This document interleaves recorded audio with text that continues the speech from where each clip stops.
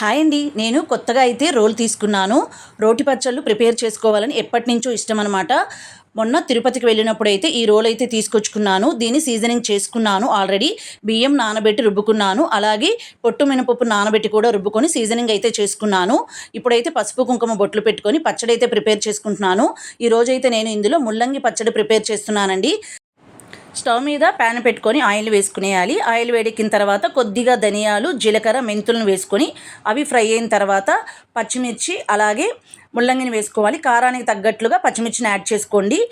తర్వాత కొద్దిగా పసుపు అలాగే సాల్ట్ను కూడా వేసుకొని అన్నీ బాగా కలిసేలా కలుపుకొని ముల్లంగి ముక్కలు మెత్తగా అయ్యేంత వరకు కుక్ చేసుకోవాలి.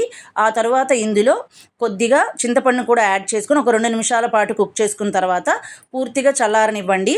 చల్లారిన తర్వాత ఇందులో రోట్లో వేసి దంచుకుంటున్నాను. ఫస్ట్ టైం రోట్లో దంచుకునే వాళ్ళు ఎక్కువ మోతాదులో కాకుండా కొంచెం తక్కువ మోతాదులో ఉండేలా పచ్చడిని ప్రిపేర్ చేసుకుంటే దంచుకోవడం రుబ్బడం అనేది ఈజీగా ఉంటుందన్నమాట. ఇక్కడ చూసారా, నేను 2 భాగాలుగా డివైడ్ చేసుకొని పచ్చడి అయితే దంచుకుంటున్నాను. వెల్లుల్లి రెబ్బల్ని యాడ్ చేసి దంచుకుంటున్నాను. ఆ తర్వాత ఆనియన్ కూడా యాడ్ చేసుకొని దంచుకున్న తర్వాత దీన్ని ఒక గిన్నెలోకి తీసుకుంటున్నాను. మనకు రోట్లో రుబ్బిన పచ్చడి ఏంటంటే ఆ ధనియాలు జీలకర్ర ఫ్లేవర్ అనేది బాగా తెలుస్తుందన్నమాట. కానీ ధనియాలు అనేటివి కొద్దిగా మెదగలేదు అనిపించింది.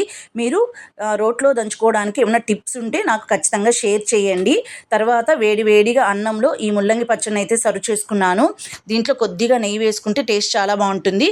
నేను తీసుకున్న పచ్చిమిర్చి కారం చాలా తక్కువగా ఉందన్నమాట. అందుకని నేను నెయ్యి కూడా యాడ్ చేసుకోలేదు. Thanks for watching. వీడియోని ఖచ్చితంగా లైక్ చేయండి.